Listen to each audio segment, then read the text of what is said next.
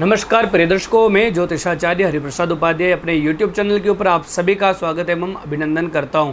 सर्वप्रथम अनंत बलवंत श्री हनुमंत लाल जी के पावन चरणों में हम सभी प्रणाम करते हैं। तत्पश्चात संपूर्ण जगत चराचर के अधिष्ठात्र देव भगवान श्री सीताराम जी को प्रणाम करते हुए आज का यह कार्यक्रम हम शुभारंभ करते हैं। प्रिय दर्शकों, आज का हमारा यह कार्यक्रम है मकर राशि वालों के लिए।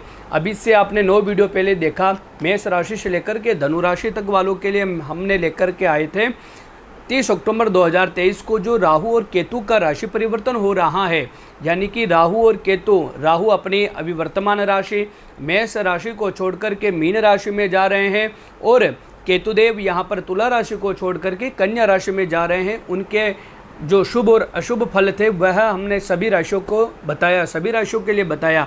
आज के इस वीडियो के अंदर हम बात करेंगे मकर राशि वालों के लिए।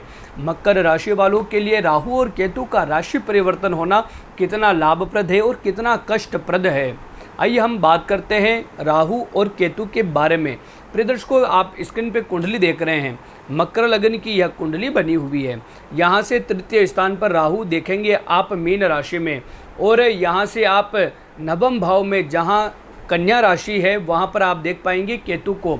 राहु और केतु ये दो एक ऐसे ग्रह हैं ज्योतिष शास्त्र के अंदर जिन्हें मायावी ग्रह माना जाता है। इन दोनों ग्रहों को विषाद, चिंता, टेंशन का ग्रह माना जाता है।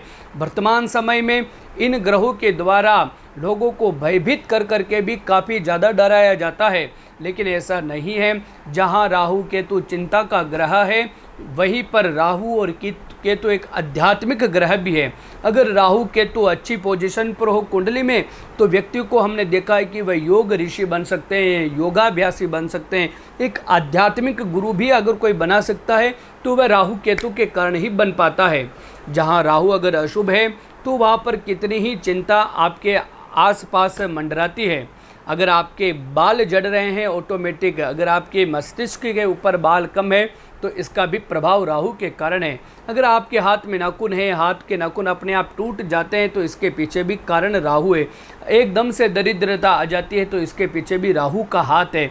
वही अगर सब कुछ समृद्धि, सुख समृद्धि रातों रात अगर आपको प्राप्त होती है, एक बात आपको ध्यान देनी योग्य है, अगर जो समृद्धि, जो सुख संपत्ति धीरे धीरे आपके मेहनत से डेवलप हो रही है, तो हो सकता है कि सूर्य आदि दूसरे ग्रहों का भी उसमें हाथ हो। जो फाइनेंशियल ग्रोथ रातों रात अगर आपके जीवन के अंदर हुई है तो इसके पीछे कारण रहता है राहु और केतु का।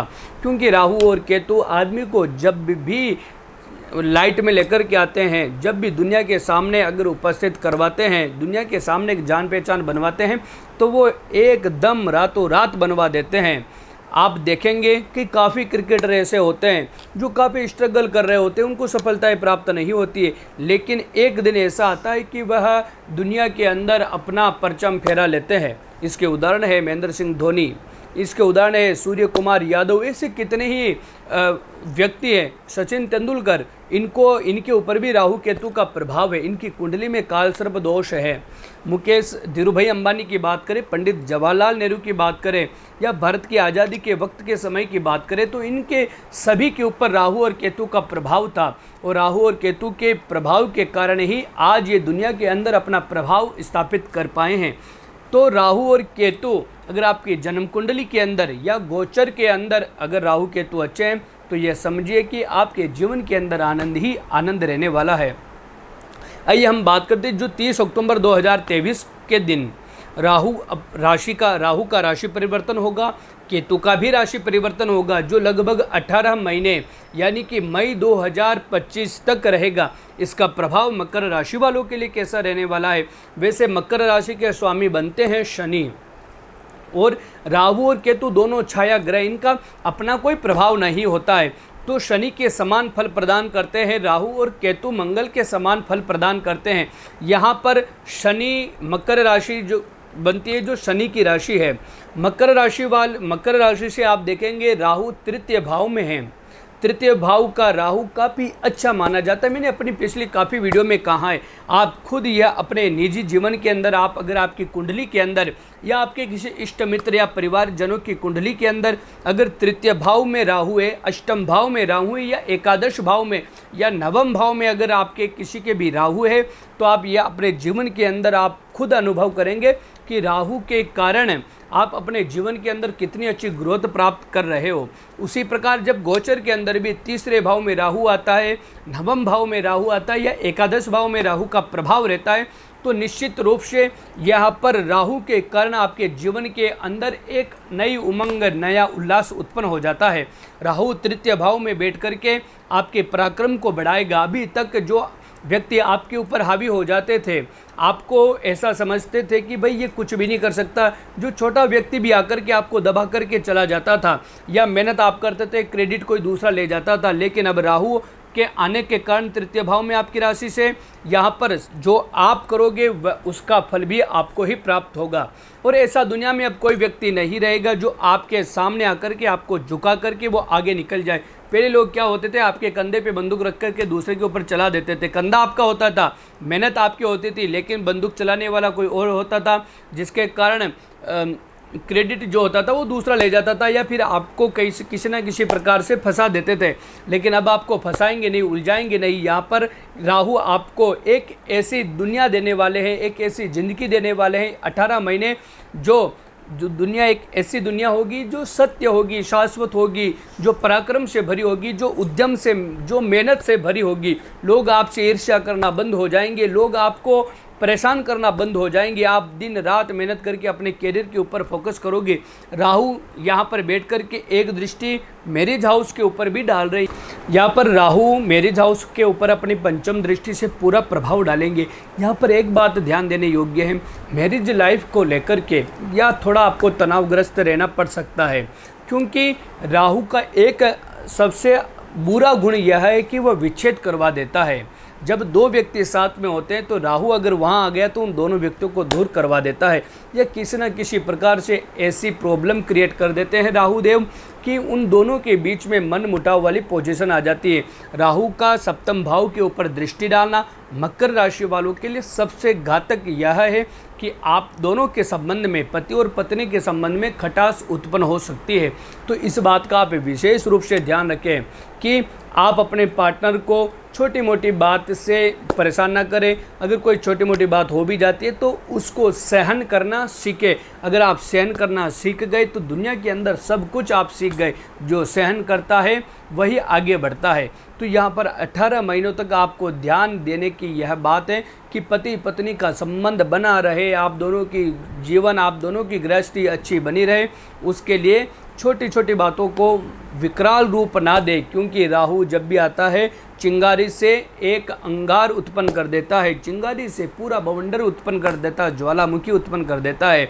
लेकिन उस चिंगारी को आपको बंद करनी है। उसके लिए आपको, क्योंकि कर्क राशि या उदय हो रही है, आपको भगवान शिव की शरणागति को जाना चाहिए। अगर आपको लगता है कि पति पत्नी के बीच में राहु जब से आए हैं 30 अक्टूबर के बाद से, तब से हम दोनों के बीच में काफ़ी ज़्यादा टेंशनें बढ़ गई है, पति का प्रमोशन नहीं हो रहा है, या पत्नी को हेल्थ प्रॉब्लम बनी हुई है, दोनों के बीच में झगड़े होते हैं, या अफेयर कहीं और चलने लग गए हैं।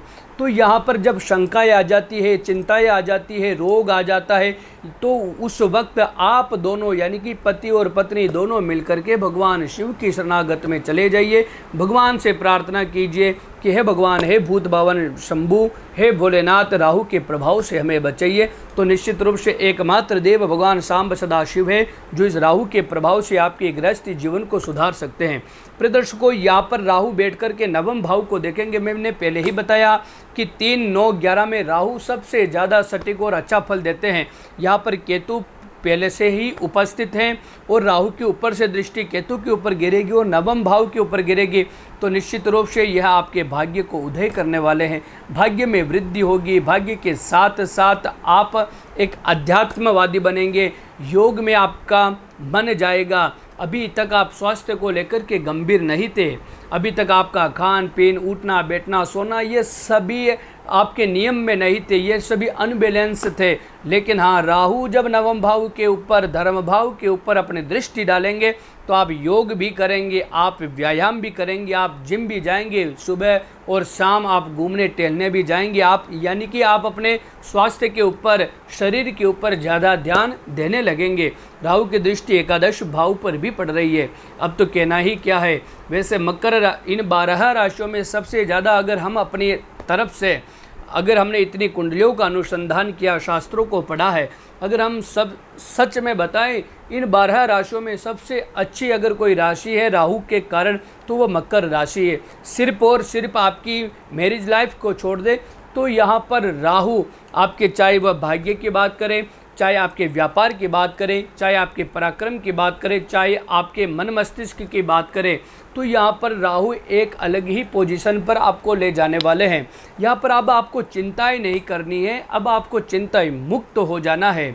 यहाँ पर राहु 11th हाउस पर जब अपनी पूर्ण दृष्टि, नवम दृष्टि से दृष्टि डालेंगे तो व्यापार में वृद्धि, आपके धनकोष में वृद्धि, आपके कैरियर में वृद्धि, प्रमोशन में जो रुकावट है वह दूर होगी। प्रमोशन लगातार इन 18 महीनों में 2 से 3 बार आपको प्राप्त हो सकता है। प्रियदर्शकों, वैसे राहु और केतु आपके लिए काफ़ी अच्छे हैं।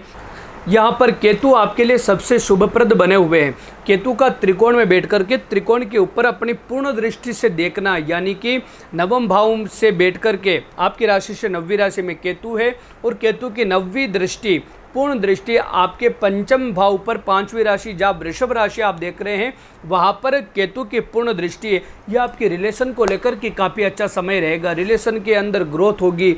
रिलेशन अगर अभी तक आपका नहीं बन पाया है तो आपका रिलेशन भी बन सकता है। प्रियदर्शकों, सबसे अच्छी बात यहाँ पर एक चीज़ और बन रही है कि आपका पार्टनर अभी तक स्ट्रगल कर रहा था। आप यह चिंतित थे कि यह अगर सेटल हो जाए तो मैं घर पर बात करूँ, घर पे आगे रिश्ते की बात बढ़ाऊँ, लेकिन अभी तक ऐसा नहीं हो पा रहा था। केतु का यह सबसे अच्छा प्रभाव रहेगा। केतु नवम भाव में बैठ करके पंचम भाव को प्रभावित कर रहे हैं। आपकी राशि से आप देखेंगे कि 9वीं राशि पर केतु है और केतु 9वीं राशि से पंचम भाव को देख रहे हैं। जब कोई भी ग्रह त्रिकोण में बैठ करके त्रिकोण को प्रभावित करता है तो निश्चित रूप से ये एक अच्छा संयोग माना जाता है। प्रियदर्शकों, केतु की दृष्टि पंचम भाव में होना, यानी कि पंचम भाव आपका रिलेशन का होता है, एजुकेशन का होता है, संतान का होता है, गुप्त विद्याओं का होता है। तो यहाँ पर उन सभी भावों में, उन सभी कारकों में वृद्धि होगी, बेनिफिट आपको मिलेगा। अगर अभी तक आपका रिलेशन नहीं बन पाया है तो रिलेशन भी आपका बन पाएगा। रिलेशन में लेकर के कहीं ना कहीं चिंताएं अभी तक आपको चल रही थी तो वो सभी चिंता भी आपकी दूर होने वाली है।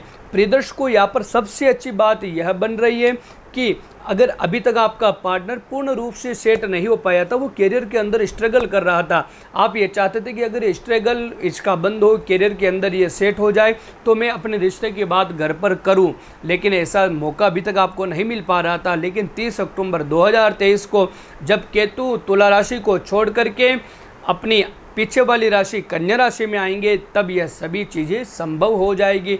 आपके पार्टनर का कैरियर भी बन जाएगा और घर के अंदर 18 महीनों के अंदर घर पर भी आप बात कर पाओगे और एक अच्छी शादी और एक अच्छी गृहस्थी आपकी बन पड़ेगी। प्रियदर्शकों, ये रहा राहु केतु का मकर राशि के ऊपर प्रभाव 30 अक्टूबर 2023 को जो राशि परिवर्तन हो रहा है उसका।